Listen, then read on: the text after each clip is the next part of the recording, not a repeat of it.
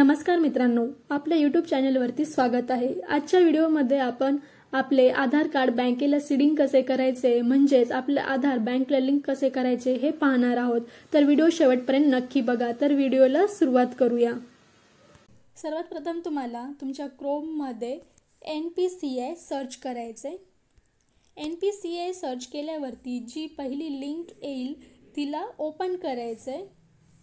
ही link open केल्यावरती next कंझ्युमरचं option दिसेल। कंझ्युमरच्या ऑप्शनला click करायचं। कंझ्युमरच्या ऑप्शनला क्लिक केल्यावरती तुम्हाला भारत आधार सीडिंग इनेबलर हे ऑप्शन दिसेल। परत ह्या ऑप्शनला क्लिक करायचं। हे ऑप्शनला क्लिक केल्यावरती तुम्ही रिक्वेस्ट फॉर आधार सीडिंगच्या पेजवर जाल। तिथून तुम्ही आधार लिंक करू शकता। तर आधार लिंक करण्यासाठी सर्वात प्रथम तुम्हाला तुमचा जो आधार नंबर आहे तो टाकायचा आहे। तर आधार नंबर एंटर करा।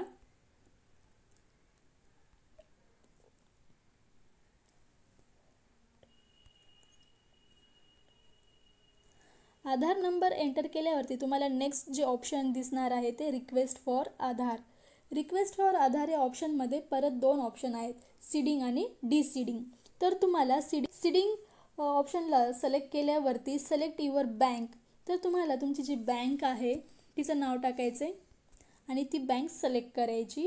बँक सिलेक्ट केल्यावरती तुम्हाला सीडिंग टाईप हा ऑप्शन दिसेल। तर सीडिंग टाईप ह्या ऑप्शनमध्ये परत तीन ऑप्शन आहेत, fresh seeding, moment within the same bank with the another account, movement from one bank to other bank। तर ह्या तीन ऑप्शन आहेत। तर फ्रेश सीडिंग म्हणजे काय, जर तुम्ही पहिल्यांदाच तुमचं जे बँकेचं जे खातं आहे ते आधारशी लिंक करताय त्यावेळी तुम्हाला फ्रेश सीडिंग सिलेक्ट करायचं आहे। फ्रेश सीडिंग सिलेक्ट केल्यावरती तुम्हाला तुमचा अकाउंट नंबर टाकायचा आहे। तुम्हाला ज्या बँकेच्या खात्यामध्ये पैसे हवे त्या बँकेचा अकाउंट नंबर टाकायचा आहे।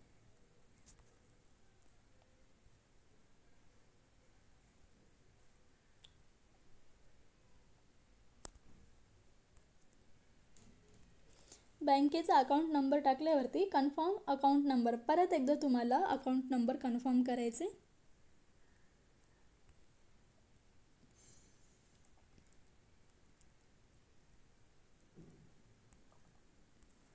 अकाउंट नंबर कन्फर्म केल्यानंतर बाय सबमिटिंगचे ते दोनचे चेकबॉक्स आहेत त्यांना सिलेक्ट करायचे। कॅप्चा टाकायचे, कॅप्चा जशास तसा टाका, कॅपिटल असेल कॅपिटल, स्मॉल असेल स्मॉल।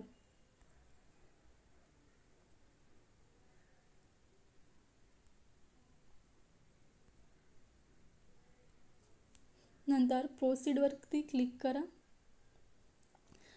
प्रोसीडवरती क्लिक केल्यावरती तुम्हाला टर्म्स अँड कंडिशनचा पॉपअप दिसेल, त्याला स्क्रोल डाऊन करा। स्क्रोल डाऊन केल्यावरती शेवटी खाली ॲग्री अँड कंटिन्यूचं ऑप्शन दिसेल, त्यावरती क्लिक करा। ॲग्री आणि कंटिन्यू केल्यावरती तुमच्या मोबाईलवर 6 डिजिटचा OTP येईल। तो OTP तुम्हाला येथे एंटर करायचे।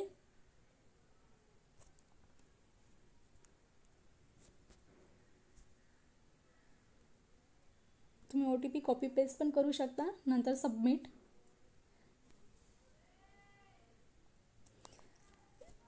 केल्यावरती पहा, मला ऑलरेडी मीनं जे आहे ते आधार लिंक केलेलं होतं, त्यामुळे मला you have already seeded with Indian overseas bank म्हणून आलेलं आहे। जर तुम्ही पहिल्यांदा करत असाल तर तुमचं जे आहे सीडिंग ओके केल्यावरती तुम्हाला तुमचा रेफरन्स नंबर जनरेट होईल आणि 2-3 दिवसाच्या आत तुमचं जे आहे बँकचे जे खातं आहे ते आधारशी लिंक होईल। तर तुमचं बँकेचं खातं आधारशी लिंक झाले की नाही हे पाहण्यासाठी परत तुम्हाला रिक्वेस्ट फॉर आधार सीडिंगवरती यावं लागेल।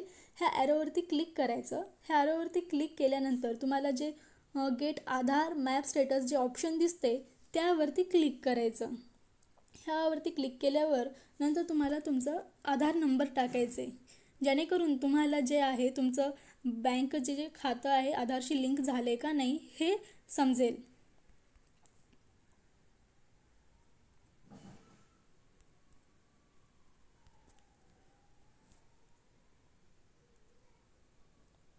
आधार नंबर टाकल्यावरती परत कॅप्चा टाका।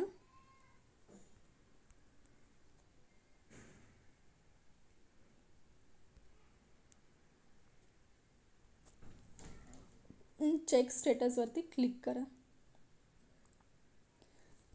परत तुम्हाला तुमच्या मोबाईलवरती एक OTP येईल. तो OTP तुम्हाला कॉपी करायचा आहे, इथे पेस्ट करायचा, परत सबमिट.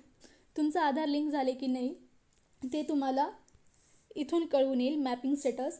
जर एनेबल फॉर DBT असेल म्हणजे तुमचं बँक जे खातं आहे ते आधारशी लिंक झालेलं आहे.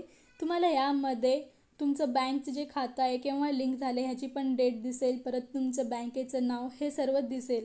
तर अशा प्रकारे तुम्ही घरबसल्या ठिकाणी जे आहे आधार बँकेशी लिंक करू शकता आणि आपलं आधार सीडेड झाले की नाही ते पण तुम्ही इथे पाहू शकता. तर असेच नवनवीन व्हिडिओ पाहण्यासाठी चॅनलला सबस्क्राईब करा आणि व्हिडिओ आवडला असेल तर लाईक शेअर जरूर करा.